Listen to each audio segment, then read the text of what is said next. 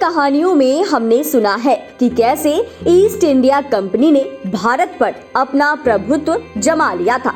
रजाई गद्दे बनाने वाली एक ब्रिटिश कंपनी आखिर कैसे भारत पर राज करने लगी?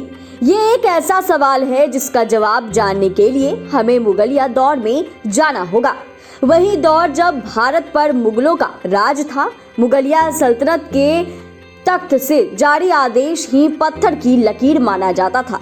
इसी दौर के एक मुगल बादशाह की गलती न सिर्फ उसके वंश पर भारी पड़ी बल्कि भारतीयों को भी इसकी कड़ी कीमत चुकानी पड़ी।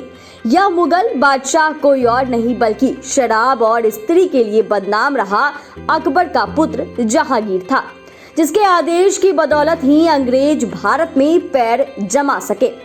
जलालुद्दीन अकबर की उम्र लगातार बढ़ रही थी। वह अपने वारिस को लेकर चिंतित थे। खुसरो लोगों के बीच प्रिय था। इसी बीच यूरोपीय यात्रियों को भारत आने का सिलसिला शुरू हो गया। अंग्रेजों ने भारत में एक बड़ा बाजार देखा और अकबर की अनुमति से भारत में ईस्ट इंडिया कंपनी व्यापार करने लगी। 1605 में जब अकबर का इंतकाल हुआ तब तक कंपनी ने कई बार यहाँ पैर जमाने की कोशिश की, लेकिन दूरदर्शी अकबर ने ऐसा होने नहीं दिया। 1605 में जहांगीर को सल्तनत थमा दी गई। तब तक अंग्रेज जहांगीर की कमजोरी जान चुके थे। वह जानते थे कि जहांगीर शराब और औरत का प्रेमी है। अंग्रेज इसका फायदा उठाते रहे हैं। वे भारत में और व्यापारिक सुविधाएं प्राप्त करने के लिए कंपनी की ओर से लगातार ब्रिटिश राजदूत भेजे जाने लगे। 1608 में विलियम हॉकिंस आया, जो इंग्लैंड के राजा जेम्स प्रथम का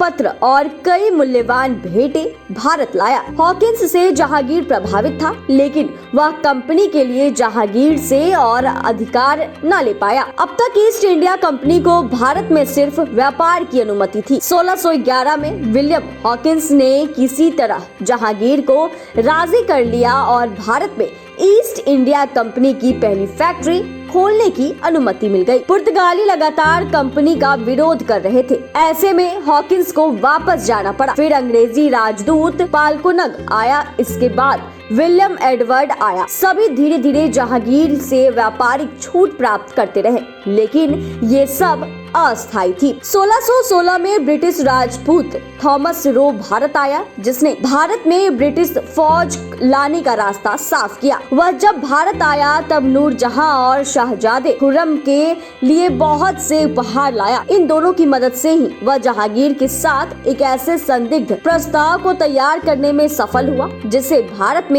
ब्रिटिश साम्राज्य की स्थापना हुई। बैम्बर गस्को इग्ने ने द ग्रेट मुगल्स में इसका जिक्र किया गया। वह लिखते हैं कि थॉमस रो ने सूरत और बंगाल में कंपनी को व्यापार की छूट दिला दी। पुर्तगाली आए दिन बंदरगाहों पर हमला करते थे। ऐसे में थॉमस रो ने बादशाह जहांगीर को इस बात पर तैयार किया कि वह भारत में ब्रिटिश फौज को एंट्री करने दे, ताकि वह पुर्तगालियों से मुकाबला कर सके। लेकिन इसके बदले में ये तय किया गया कि कंपनी पर किसी प्रकार का टैक्स नहीं लगाया जाएगा। जहांगीर का यही निर्णय था जिससे धीरे धीरे हिंदुस्तान अंग्रेजों की मुट्ठी में चला गया।